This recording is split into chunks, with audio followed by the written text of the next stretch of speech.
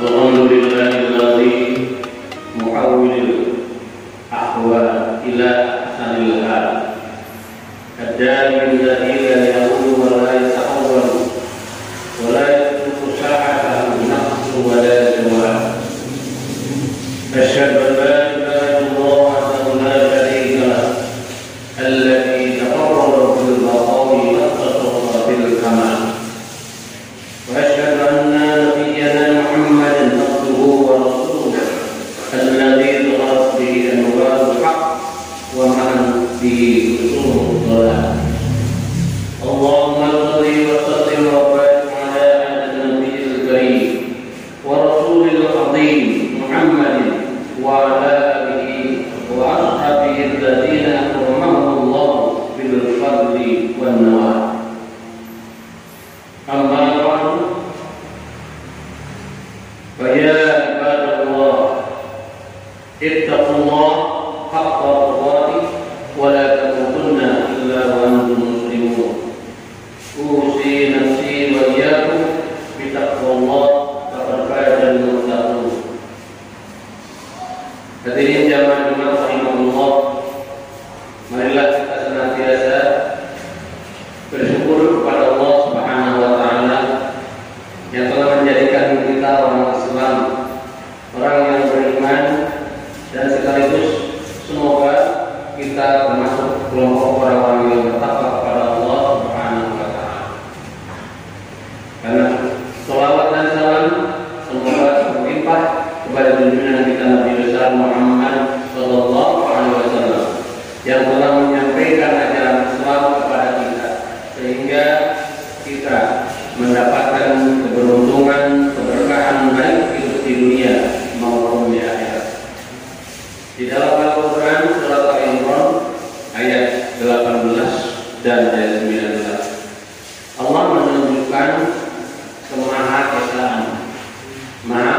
Maka apa bukti keesaan Allah Subhanahu wa taala? Kita harus tahu Allah zat yang Maha Esa, dan kita harus tahu betul bagaimana Allah mengesahkan zatnya, dan kita sebagai makhluknya, sebagai hamba-hambanya juga wajib mengesahkan Allah Subhanahu wa taala. Di dalam Al-Quran surah Al-Imran ayat 18 dan 19, A'udzu billahi minasy syaithanir rajim. Syahidallahu annahu la ilaha illa hu wal malaikatu wa ulul ilmi qa'iman bil qist.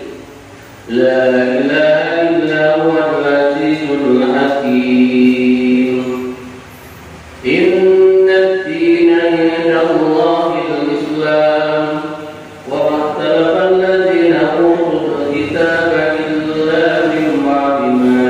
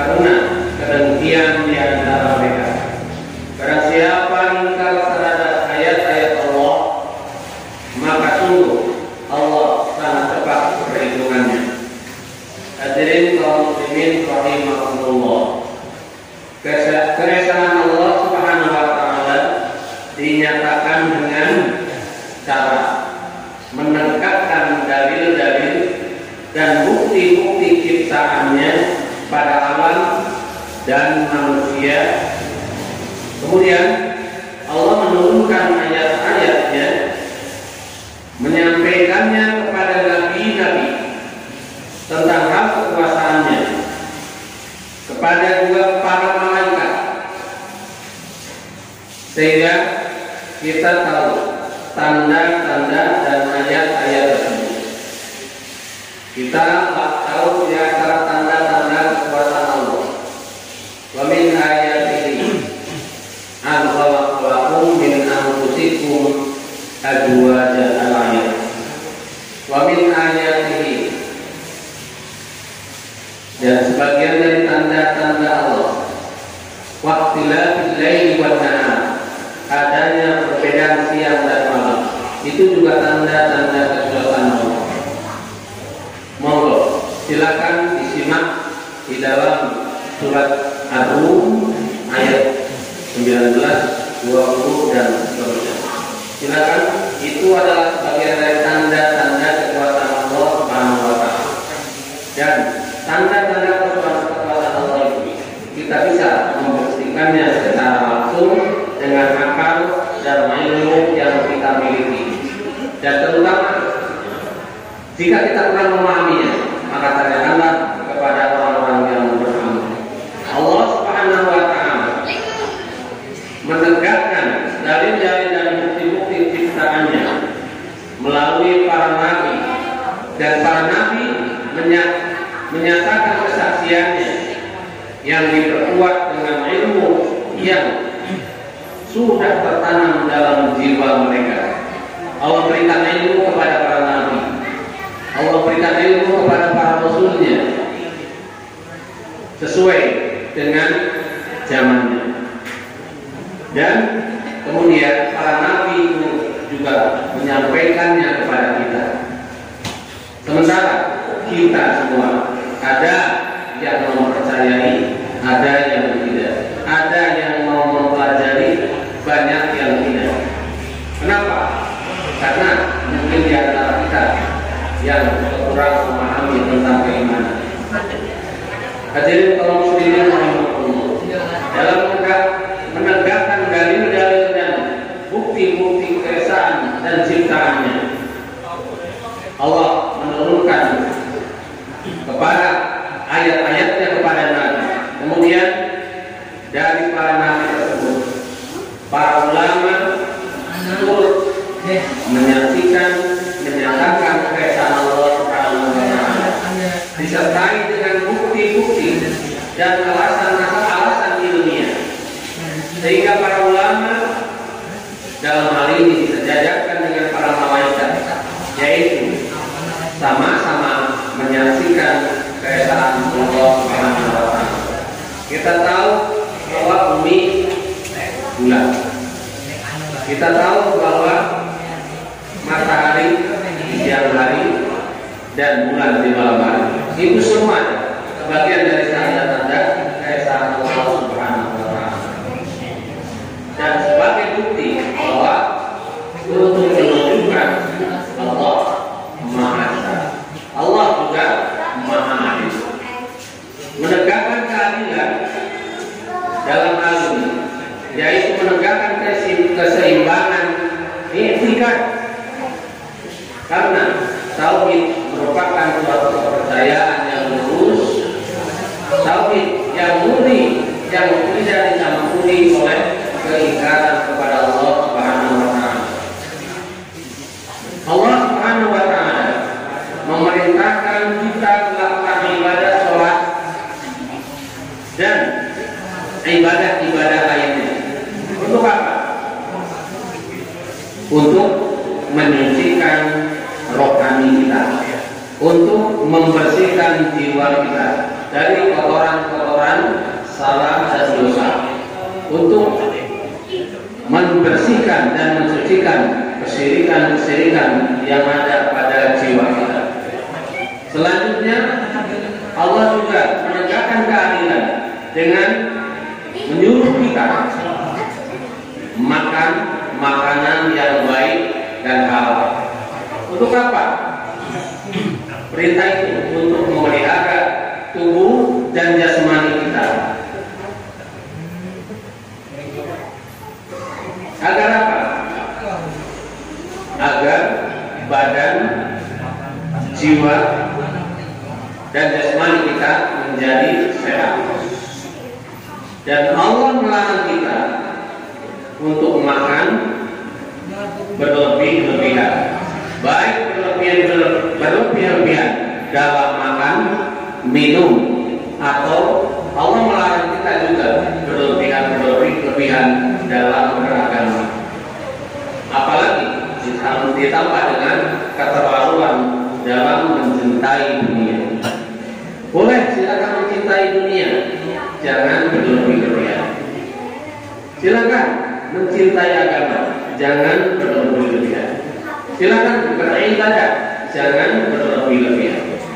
Karena di antara orang banyak yang beribadah tapi berlebih-lebihan. Karena Allah tidak suka yang seperti itu. Allah Subhanahu wa taala menyukai orang yang berada di posisi adil. Jadi sesuai dengan tuntunan aturan syariat yang telah Allah berikan. Dan agama yang diakui oleh Allah Subhanahu wa taala hanyalah agama Islam. Di dunia ini, di mana saja kita berada, agama yang diakui sah sebagai agama yang ada diterima oleh Allah Subhanahu wa taala hanyalah agama Islam. Agama tauhid, agama yang mengesahkan Allah Subhanahu wa taala. Apakah agama yang lain tidak mengesahkan Allah? Selama agama samawi itu masih mengesahkan Allah Subhanahu wa taala, maka agama tersama di dalam kategori agama Islam. Tetapi jika sudah tidak mengesahkan Allah, maka agama tersebut sudah keluar dari ajaran-ajaran Islam. Semua agama dan syariat yang dibawa oleh nabi-nabi terdahulu itu intinya satu, yaitu Islam. Artinya Islam di sini berserah diri kepada Allah Subhanahu wa taala yang Maha Esa. Jika agama itu sudah tidak berserah diri kepada Allah Subhanahu wa taala yang Maha Esa, maka sudah tidak lagi mengandung Islam. Yang kedua, agama Islam intinya atau semua agama dan syariat yang dibawa oleh nabi-nabi terdahulu intinya satu Islam. Yang kedua, tadi berserah diri kepada Allah. Kemudian yang kedua, menjunjung tinggi perintah-perintah Allah Subhanahu wa taala. Dan Islam selalu berendah diri kepada Allah Subhanahu wa taala. Merendahkan diri.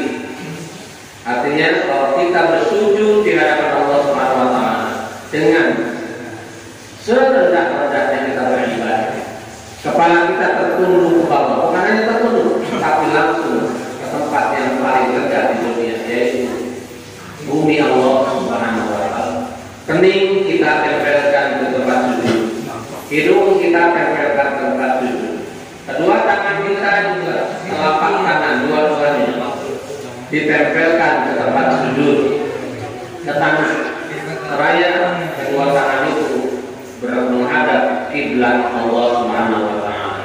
Dan kedua kaki kita, kedua dengkul kita juga nempel sujud di hadapan Allah. Dan yang terakhir, kedua ujung telapak kaki kita juga menghadap kiblat, menghadap Allah Subhanahu wa taala. Itulah salah satu kerendah dirian manusia di hadapan Allah Subhanahu wa taala.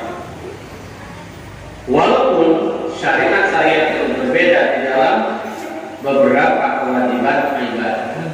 Syariatnya sama Islam, tetapi kewajiban ibadahnya berbeda. Bisa jadi di zaman Nabi Muhammad SAW yang sekarang kita lakoni adalah ibadah dengan sholat 5 waktu. Tapi di zaman Nabi Musa tidak seperti yang kita lakukan sekarang. Tapi sama, yaitu mengesahkan Allah. Seperti apa kita jadi seorang muslim yang benar? Maukah kita jadi seorang muslim yang benar? Tentu jawabannya harus mau. Dan seperti apakah muslim yang benar itu? Di dalam tafsir Al-Quran disebutkan muslim yang benar itu muslim yang ikhlas dalam melaksanakan amalan-amalan ibadahnya. Ikhlas hanya kepada Allah Subhanahu wa Ta'ala. Muslim yang benar adalah muslim yang kuat imannya, tidak goyah, tidak terombang-ambing, tetap satu, yaitu hatinya bertahu, beriman dan kepada Allah Subhanahu wa Ta'ala. Ya muqallibal qulub, tsabbit qalbi ala dinik. Allahumma ya muqallibal qulub, tsabbit qulubana ala dinik. Tidak ada Tuhan yang disembah kecuali Allah Subhanahu wa Ta'ala. Dan iman muslim yang benar adalah bersih dari berbuat syirik kepada Allah Subhanahu wa Ta'ala. Bersih dari beribadah kepada selain Allah. Jadi kalau kita masih ada kepercayaan kepada selain Allah, baik itu hal-hal kecil sekali, kita punya tas dibawa ke pasar tiap hari, kita meyakini dengan tas ini akan mendapat banyak keuntungan. Alhamdulillah. Keyakinan semacam itu akan mengganggu akidah kita, akan mengganggu ketauhidan kita. Itu harus kita hindari. Maka hanya karena Allah kita mendapatkan barokah dan banyak ilmu bermanfaat, termasuk harta dan sebagainya. Dan Allah Subhanahu wa Ta'ala mensyariatkan agama untuk dua macam tujuan. Yang pertama, untuk membersihkan jiwa manusia dan akalnya dari kepercayaan yang tidak benar. Karena kecenderungan manusia bisa berbelok. Hari ini menyembah Allah, besok bergonjang lagi menyembah selain Allah. Maka membersihkan jiwa manusia dan akalnya dari kepercayaan yang tidak benar. Yang kedua, tujuannya adalah untuk memperbaiki jiwa manusia dengan amal perbuatan yang baik dan memberikan keikhlasan kepada Allah Subhanahu wa Ta'ala. Hadirin kaum muslimin yang berbahagia. Demikianlah apa yang dapat saya sampaikan tadi. Dan dengan mengenal keesaan Allah dan bukti-bukti yang nyata yang kita lihat dan yang kita dengar, kemudian yang kita perhatikan, semua itu bukti dari kekuasaan Allah Subhanahu wa Ta'ala. Sehingga iman kita semakin kuat, iman kita semakin bertambah, dan kita mendapatkan kebahagiaan